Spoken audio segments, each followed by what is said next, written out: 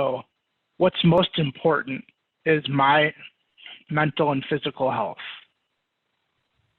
Because when I'm not in a good spot with that, like not a whole lot else is in a really great space. Yeah.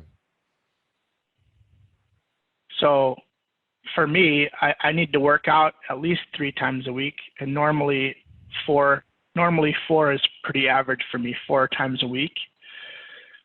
And I keep a log, as you know, we've talked about this before. Yeah.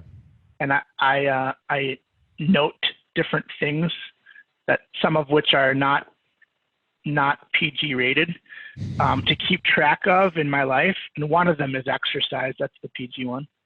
So, I'm able to look back on that. This is Front Row Dad's podcast, right? I can be. Okay. Yeah, absolutely. Okay. Just for the dads. It's Earmuffs, not on public kids. consumption. Listen, if you've got this on speakerphone, that's your fault. Right now, I'm going R-rated, okay? I'm going R-rated. Right now, if you're listening with your kids, put it on pause and come back 2 minutes and 12 seconds later. I'll go back to PG. That's right. So I mark in my notebook when I exercise, when I jerk off, and when I have sex. And every day I mark those 3 things, because I need to know, like, what's my mental energy? Where am I? And also with Melinda, if we're not having sex at least once a week, like, we're not in a good place. Yeah. And I share that with some people, and they're like, dude, once a week? Like, for me, it's once every 3 months. I'm like, okay, well, that's fine. Like, I guess good or sorry for you. I'm not sure which one I should say, but like, every couple has their own need, collectively and individually. You need to find out what that right place is. And Melinda and I are fortunate that we're in alignment on what that timetable is.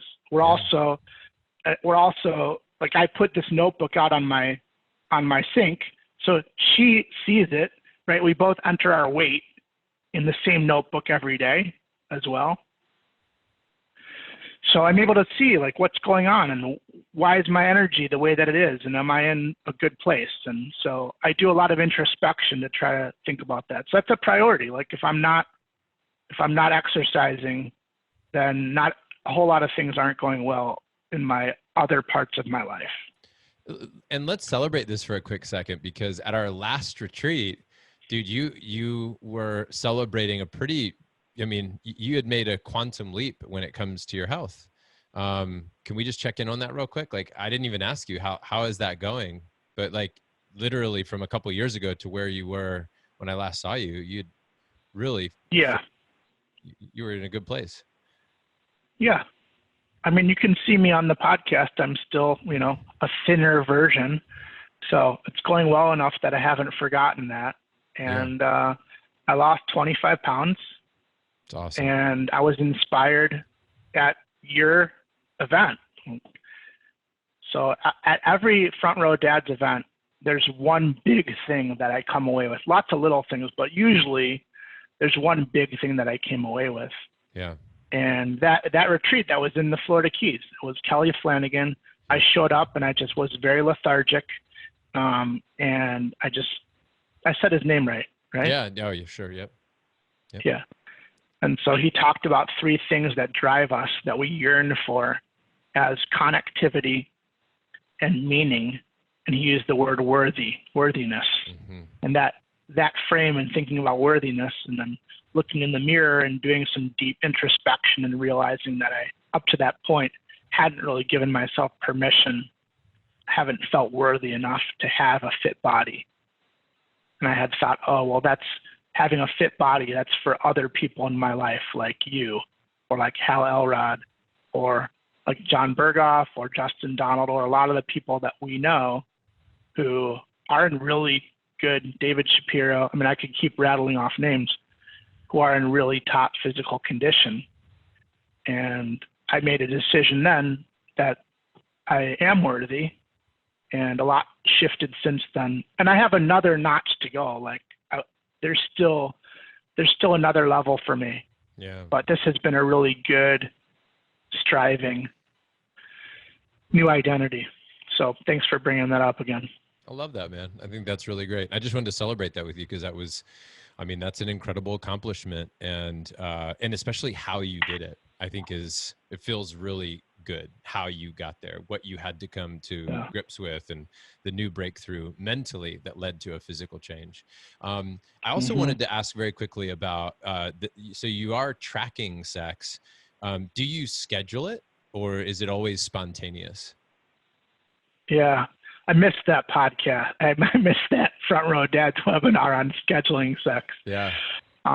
We don't currently schedule it. So we don't.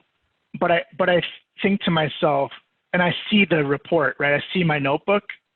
And so if we've gone several days, I'll usually say to Melinda, hey, you know what? We should probably get it on. That's that's what I say to her. Yeah. Well, if it works, I mean, listen, it's like, if it works, it works. And normally, if we haven't been having sex regularly, then she's going to say to me, well, something about why we haven't, right? My usual response when she says, oh, well, I'm not feeling close to you, or I need space, or whatever she says, I normally say, that's exactly why we should have sex. Yeah.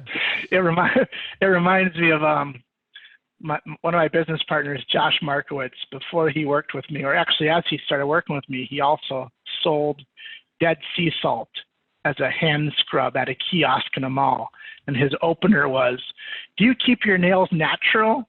And then whatever they said, if they said yes or no, his response was like, excellent. No matter whether he said yes or no, excellent. Right? That's why you should come and buy my product. So whether we're in a great place or whether in a crappy place, that's my response is, and that's why we should. Yeah. Well, and there's a lot of truth to that, which is great.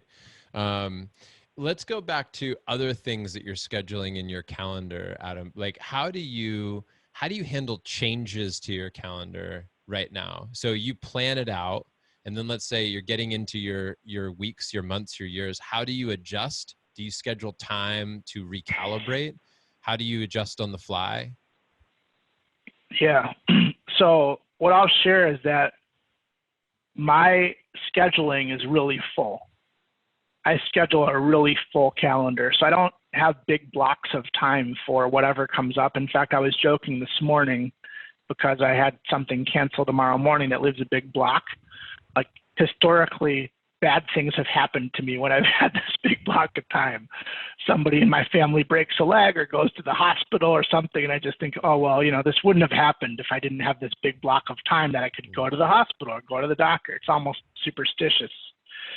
So as soon as that time opened up, everybody on my team worked hard to schedule something for me so that nothing bad will happen tomorrow.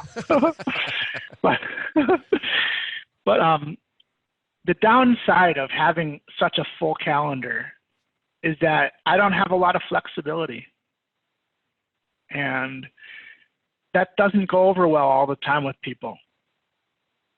So I do some coaching in my rising stock business, and I coach a lot of executives who, hey, they're busy too. And they'll send me a text or an email the day before, or the day of, hey, not going to be able to make our call. Can we reschedule? Like, I'm sorry that I can't reschedule. I want to reschedule, but I just don't have openings that I can allocate to that. Now, if it's 2 weeks in advance, I probably have time that I can figure it out, but I don't have that much flexibility in my calendar. So I would say that is a downside, is that I don't have much flexibility. And also the way that I approach time, I don't change much about the calendar either once it's set. Yeah. So when you and I have a commitment, hey, I'm doing your podcast today at 2:45, it takes a lot for me to call you or text you and say, hey, I can't do that. I have to reschedule. Right. Because I think it's an element of respect. Like, you have a busy calendar, I have a busy calendar. So if I show up and I say, and I mean, I know that I'm going to bring this kind of hardcore, and some of the people listening to this are not going to like what I'm going to say. But the reality is that when you call me up and you say, hey, I need to reschedule, in that moment, you've made a decision that something else is more important that you have to attend to than what you committed to me. Now, I mean, I'm not like a masochist. If you really had an emergency, I mean, somebody texted me the other day, hey, there's Hurricane Dorian and I need to make arrangements for my sales representatives. Like, hey, I get it. Like, I get that. But we do need to acknowledge that when we tell people, hey, I can't make that, I need to reschedule, like what we're communicating to them implicitly is we decided that something was more important than what we had on the calendar. And I know I'm going to rub people the wrong way sometimes by saying that because it's deep truth. And when people choose something else over us, it can hurt our egos. But bringing it in full truth is that that's what's happening, is they're saying something else in my calendar I deemed more important than you. So I'm reaching out to you to reschedule the commitment that I made to you. Yeah. And knowing that and knowing how it feels on the other side of that, I'm really cautious to be mindful of the time that I have and to manage that time appropriately as best as I can.